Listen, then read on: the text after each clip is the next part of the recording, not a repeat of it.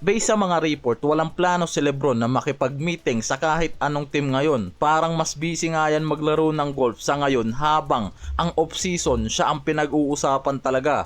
Madalas sa free agency kasi, yung mga teams nagre-ready talaga ng presentation o pitch para kumbinsihin yung superstar. Katulad na lang nung nangyari kay Giannis pa Miami Heat eh. Pero base kasi kay Chris Haynes, hindi nga raw muna haharap si Lebron sa kahit anong team na magpo-propose sa kanya ngayon. Si Rich Paul ang gumagawa ng lahat ng background checking. Siya yung direct na nakikipag-usap sa mga team na interesado nga raw kumuha kay Lebron.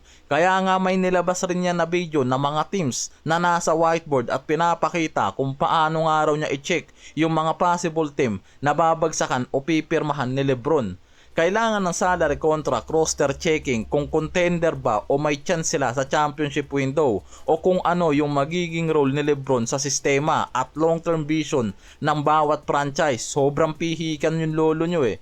Pagkatapos makuha yung lahat ng information, saka nga lang raw ito ire-report kay Lebron mismo. Ipapakita ni Rich Paul lahat ng detalye at si Lebron mismo ang magdedesisyon kung aling mga teams yung possible pagpilian niya. Sa whiteboard kasi nakalista yung Philadelphia, Cavaliers, Warriors, Miami Heat, Denver Nuggets, Timberwolves na pare-parehas contender at champion roster na. Ang Spurs at Knicks malabo na rin eh. Base kasi sa report pa dyan, kung hindi nag-champion ang Knicks, malamang sa malamang nandyan na nga raw si Lebron after makakuha ng championship title. Baka kasi laylo muna yung mga yan eh. Based naman kasi sa podcast ni Max Kellerman at ni Rich Paul at sa mga NBA reports, seryosong option ang Philadelphia 76ers ngayon para kay Lebron dahil sa malakas na roster na pinangungunahan ni Embiid, Brown at Maxey na lalong nagpapataas ng chance nila para sa championship title. Isa pa, yung paghanga mismo nitong si Lebron kay Tyrese Maxey. Habol rin sa kanya ng Philadelphia kasi yung leadership, championship experience at matibay na personal connection sa loob ng organisasyon. Binanggit pa ni Rich Paul na makakatulong nga raw si Lebron sa pagdevelop ng batang talent nila tulad ni BJ Edgecomb na mismong nag-idolize din dito kay Lebron eh. Nasa whiteboard din nitong si Rich Paul ang Miami. Isa rin yan sa top option ni Lebron nga raw eh dahil malinaw ngayon ang habol rin ng mga to championship title after makuha si Giannis at Bobby Portis. Sinabi rin ng mga analyst kasi kung sasali si Lebron sa Miami, mabubuo yung isa sa pinaka-versatile na frontcourt sa Eastern. Giannis, Bam Adebayo plus Lebron, primary playmaker na kayang kontrolin ang opensa at gumawa ng tamang desisyon. Sa basketball fit, makikinabang araw talaga dyan si Giannis sa playmaking ni Lebron habang si Bam Adebayo magiging focus bilang defensive anchor. Yan din mismo yung isa sa pinakamalaking dahilan kung bakit mataas ang tingin ng kampo ni Rich Paul sa Miami. Isa pa, pamilyar na nga raw si Lebron sa Heat culture. Ito yung malaking factor na binabanggit ng mga insider din. Ang Denver Nuggets kabilang sa 5 pangunahing team na seryosong sinusuri nga raw nitong si Rich Paul. Para kay Lebron, championship ready pa rin ang core ng Denver.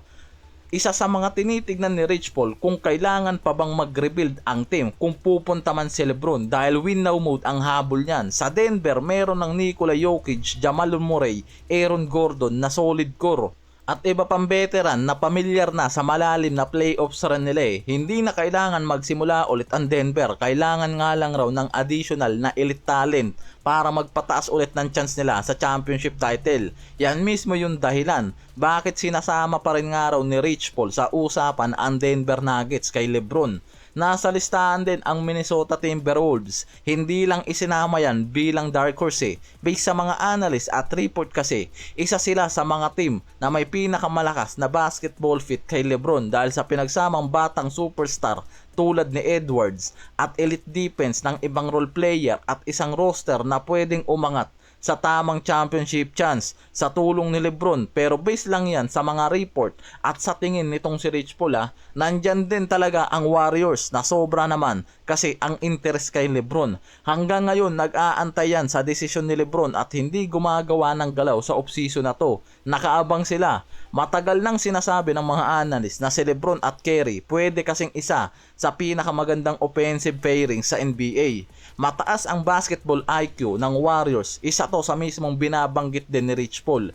Based sa kanya mismo, kapag sumali si Lebron sa Warriors, kasama si Curry at Green. Parehong 4 na beses nakakuha ng championship title yan. Pare-pareha silang championship experience at hindi mahihirapan nga raw si LeBron pagdating sa sistema at team chemistry. Dinagdag pa ni Rich Paul na ito yung klase ng basketball na gustong-gusto nga raw ni LeBron Isang sistema na nakabase lang sa tamang spacing, mabilis na decision making at mahusay sa paggalaw ng bola, rotationing. Based sa whiteboard ni Rich Paul sa Game Over Podcast at sa mga sumusunod pa na report ng mga NBA insider, ang Cleveland Cavaliers isa rin sa pinakamatinding candidate kay LeBron.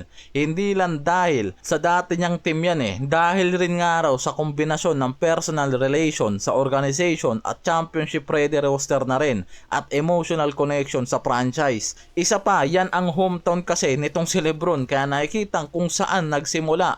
Possible dyan nga rin daw tapusin ang karir niya Based yan sa mga analyst Isa ang Cavaliers sa may pinakamaraming notes sa whiteboard. Napansin niya ni Max Kellerman na ang Cavaliers isa sa mga team na may pinakamaraming letter sa whiteboard ni Rich Paul. Maraming positive na reason para piliin nga raw ni LeBron mismo ang Cavaliers Pero sa ngayon kasi, sinusuri pa rin nila yung mga possible kahinaan ng bawat team na yan. Sa madaling salita, isa to sa mga team na talagang pinakamasusing pinag-aaralan ng kampo ni LeBron at pwedeng pagdesisyonan nga rin daw. Lalo na kung kay LeBron mismo manggaling ang confirmation at siya mismo ang pipirma. Ngayon wala pa kasing malinaw na report sa magiging desisyon niya. Possible bago mag-end ang off-season lumabas na ang final decision niya at siya mismo yung inaabangan ng lahat.